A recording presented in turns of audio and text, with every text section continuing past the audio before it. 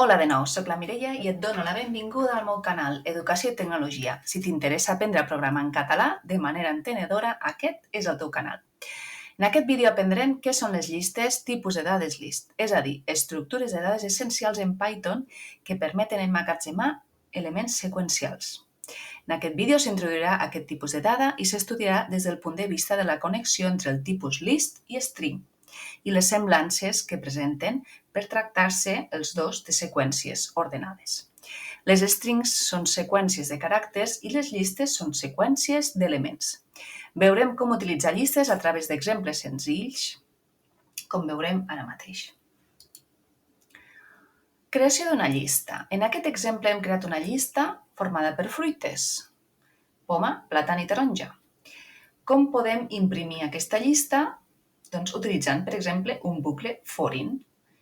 Crea una variable que es digui fruita, la qual anirà passant per tots els elements que formen la llista, que aquesta llista anomenada fruites, i el que faré és imprimir-les. També podem accedir mitjançant la indexació. Però abans, anem a aplicar alguns mètodes de les llistes. Aquí teniu alguns mètodes que us poden ajudar a utilitzar llistes, com és l'append, per exemple, el que afegiríem una nova fruita, o també tenim l'insert per afegir una nova fruita en una posició concreta. Si volem eliminar un element, utilitzarem el mètode remove. Després tenim que elimina i retorna l'últim element amb el mètode pop, el mètode sort, el que fa és ordenar la llista, i el mètode len, ja utilitzat també per les cadenes de caràcters, el que fa és que ens retorna la mida de la llista. Anem a veure els operadors més i multiplicar, com s'apliquen o quin resultat donen a les llistes quan ho fem sobre llistes. Per exemple, quan utilitzem l'operació suma, que ens retornarà? Doncs el que farà és que ens sumarà els elements de llista 1 més els elements de llista 2 i ens retornarà una nova llista formada pels elements de les dues. En canvi, què fa l'operació multiplicar? Doncs l'operació multiplicar repetirà tantes vegades com li hem dit la llista 1. Altres operacions que teniu aquí, com per exemple, aquí tenim operacions que podem tenir, però ara amb elements que són tipus string, ja no són tipus números. D'acord? En la suma, el que faria, en aquest cas, tracta per igual els elements. Suma llistes, que sumaré la llista 2 i llista 3, tot i que llista 2 està formada per números i llista 3 està formada per cadenes de caràcters, si jo faig la suma, me retornarà una nova llista formada pels números i per les cadenes de caràcters. Com podem recórrer llistes?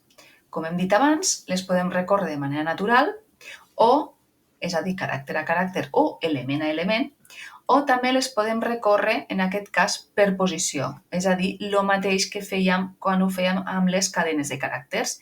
I aquí teniu dos exemples de com fer-ho element per element o tenint en compte la posició i utilitzant l'objecte range, en aquest cas.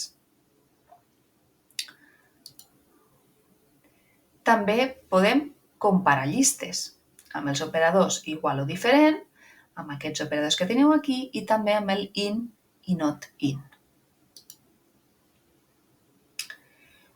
Una altra funció que podem utilitzar amb les llistes és l'slicing. L'slicing, al igual que fèiem amb les cadenes de caràcters, el que ens farà és retallar aquella part de la cadena que nosaltres ens interessa o nosaltres volem.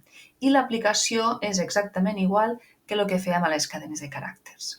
Per exemple, si de llista 1 volem agafar aquells caràcters o aquells elements que estan en la posició 1 i 3, en aquest cas ens retornarà 3 i 4. Aquí hem de tenir en compte que, a diferència del que passava quan recorrèiem una cadena de caràcters que ens retornava errors, si volíem accedir a una posició que no existia, en aquest cas no és així, sinó que simplement ens retornarà una cadena buida. I fins aquí el vídeo d'avui. Moltes gràcies per mirar aquest vídeo. Si t'ha ajudat a entendre millor Python, em deixes un like i et subscrius al meu canal Educació i Tecnologia. I sobretot activa la campaneta per seguir aprenent cada setmana. Ens veiem fins a la pròxima. Fins aviat!